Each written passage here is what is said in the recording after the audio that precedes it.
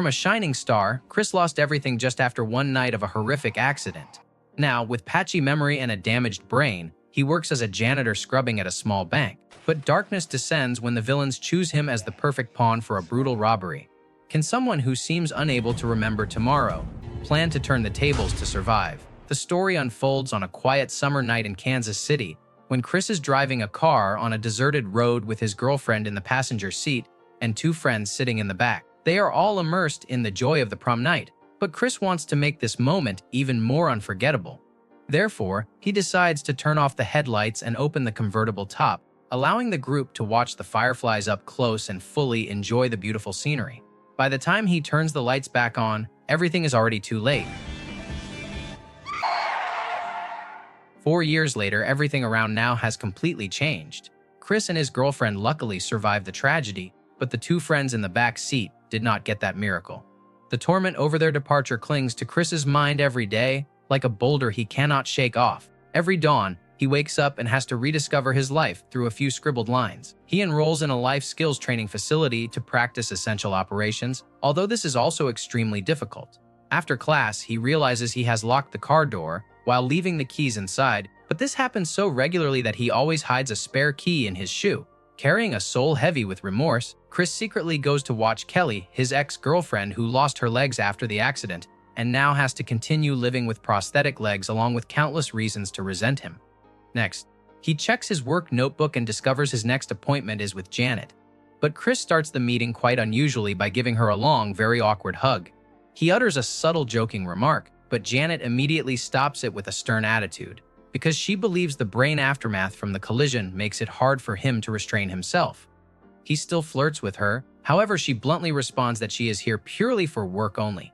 Chris returns to the apartment, where his blind roommate Lewis has left a voicemail guiding how to prepare dinner.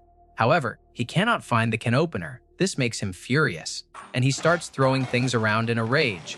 He picks up the phone to call Lewis, who has quickly finished work and rushed back to help his friend. Chris shares that he has been assigned to write an essay about daily life, but he cannot come up with any idea other than, "I wake up." Lewis suggests he view it like a storybook, but Chris feels that is too difficult. Therefore, Lewis proposes he retell a children's story starting from the ending. Late that night, Chris goes to the bank where he is doing cleaning work. He longs to be a teller, but his superior, Mr. Tuttle, has politely but firmly refused, as if he is convinced that Chris is not capable of anything more advanced. A few flashbacks reveal that Chris was an extremely outstanding hockey player, the kind of star that many people placed great faith in before the accident took everything away and left him with a broken life. While Chris is diligently working, a car parks right across the street opposite the bank. Sitting in the car, a man named Gary is silently observing Chris. Although he feels extremely sad that the boy has to do cleaning, he still instructs his accomplices to proceed with the job. Later, Chris stops by a bar. He fails miserably in approaching the woman next to him because his speaking ability is extremely awkward. Gary approaches, and when seeing the girl laugh at Gary's pickup lines, Chris hurriedly pulls out his notebook to jot them down, but Gary interrupts and claims to be a schoolmate of Chris's sister. When the bartender intends to cheat Chris to pocket the change, Gary intervenes and forces him to return the money to Chris. He exudes charm, full of confidence, embodying everything Chris once had but now has lost. Gary asks him about the collision, and so Chris recounts everything to him. Gary then comforts him that sometimes fate takes something from us, it will compensate with something else. While Chris can hardly resist the attraction from this source of optimistic energy, Thanksgiving arrives. Chris and his friend drive to the luxurious family villa, where everyone except Chris is wealthy and proud of personal achievements. His parents lower his self-esteem through care that reeks of forced effort. They drop questions about his condition and job in a way that implies they see him as a failure.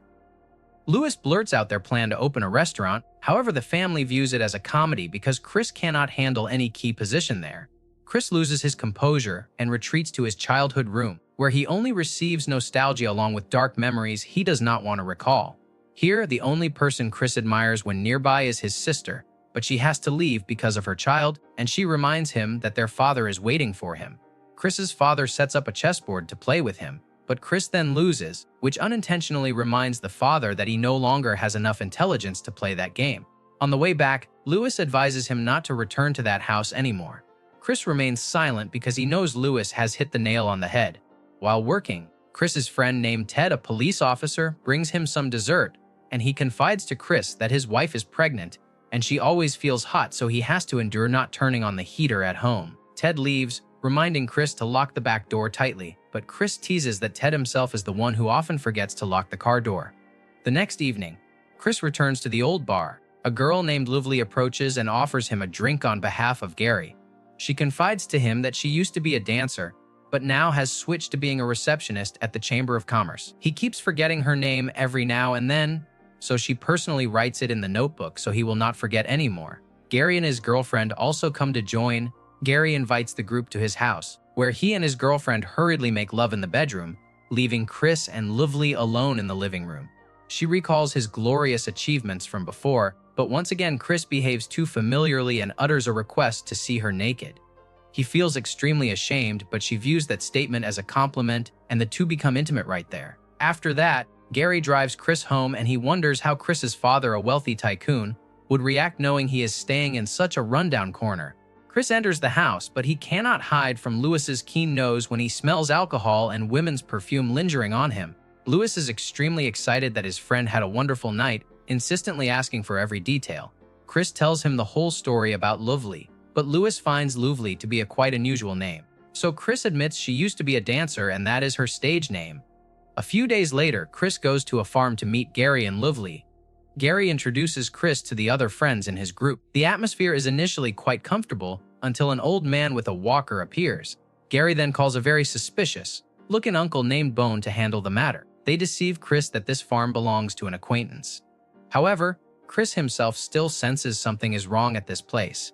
Chris goes down to the basement where the remaining members are gathering. He notices walls plastered with images of banks, along with blueprints, schedules, security details, and even a photo of himself there. Gary reveals to him that they are planning to break into a small local bank where a lot of money will be stored because it is harvest season. But Chris wonders why they would rob poor farmers. They try hard to convince him that the target is not the poor, but the large agricultural corporations that are taking all the profits. Noticing his photo there, Chris hears Gary use clever words to cover up how they have set a trap for him to join the plan. Chris still believes that if he just asks, his father will give him money. Therefore, Gary challenges him to ask his father for $10,000, a small amount for him, but Gary asserts he will definitely refuse. Gary asks him to note that in the notebook. When he is about to leave, Lovely holds him back and they spend the night together. But when he leaves the next morning, Lovely and Gary watch from the window because she is also part of their plan. Chris and Lewis go to meet a financial advisor to discuss opening a restaurant, expressing their ambitions along with their calculated figures. The advisor thinks their estimated costs are too low, and he is not very fond of the idea of only selling breakfast, lunch, or naming dishes after people Lewis admires. Lewis is still full of optimism, but Chris appears indifferent as he continues to secretly go see Kelly without enough courage to talk directly. However, his mood is happier when receiving a jacket sent to the house with a note from Lovely saying it reminds her of him. That evening, Chris calls his father to ask for $10,000 but is refused. He then asks to lower it to just $1,000 to try, but his father still does not give it and instead asks if he is in trouble and wants to move back home. Already frustrated and feeling like begging for charity, Chris refuses and hangs up immediately. Right then, he decides to join the heist because he sees it as the only door still open to him. Chris helps the gang prepare the necessary things for the job. He even takes pictures of the vault so the group can plan to break the safe. Gary instructs him to notify them when the money is delivered. His only responsibility is to ensure his deputy police friend Ted does not appear while they are acting, since Ted's schedule is very erratic and there is no way to avoid him. Lovely stays over at Chris's house. While he is asleep, she sneaks up to find food in the fridge, but encounters Lewis, who is already awake. Lewis decides this is the right time to talk frankly with her. He tells about his misguided past and how hanging out with bad friends led him to the path of making meth at home. Due to lack of knowledge about the toxicity of the smoke, he became blind. He affirms to her that he will not let Chris fall into a similar trap.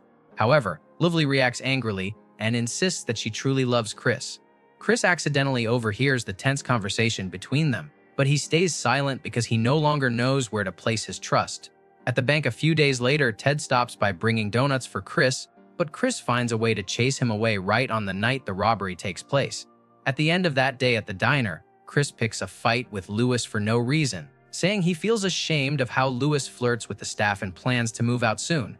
Lewis feels hurt by the sudden news, so he calls for the bill, making the waitress surprised by his abrupt mood change. In another area of the city, Louvely sits dazed in a taxi watching the streets pass by the window. Then she asks to stop the car to look at Chris one last time before leaving. Before closing time that day, Mr. Tuttle comes to see Chris. When returning the health note card, he acknowledges Chris's efforts and invites him to be a teller after the holiday.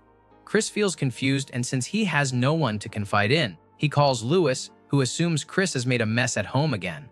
But before he can share anything more, Uncle Bone appears along with the remaining members. Chris announces that he wants to withdraw from this job and promises to keep the secret. In response, Gary punches him hard in the stomach, then utters a terrifying threat.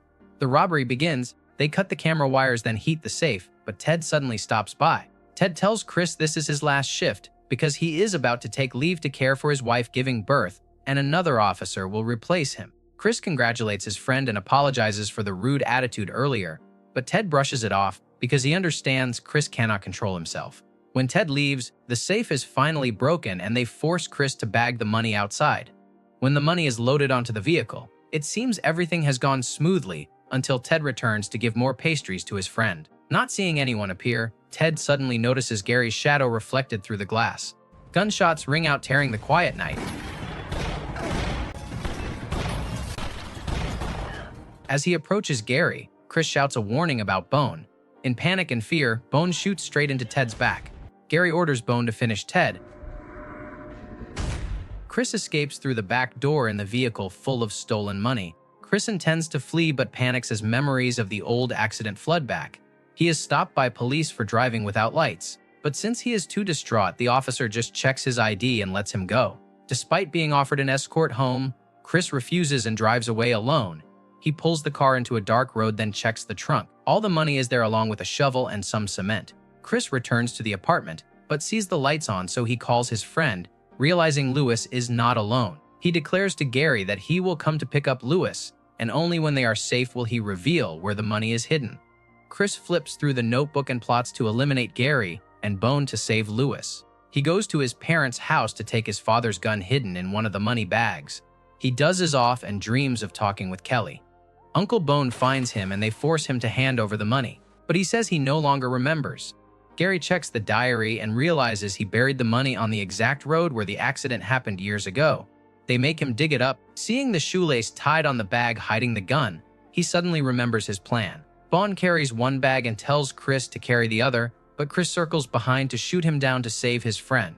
You have to come over here now. Did you really forget? Chris turns in the money to the authorities and confesses everything, reporting all the details. Luckily, Cork accidentally cut the phone wire instead of the camera, helping them see clearly how Chris was coerced into assisting them. He borrows a sum of money from Mr. Tuttle, who always trusts him despite everything, to open the restaurant with Louis. Chris also starts returning to skating, secretly hoping one day Kelly will forgive and be willing to meet him again, so he can express the things he has only said in dreams so far. The movie ends. Thank you for watching.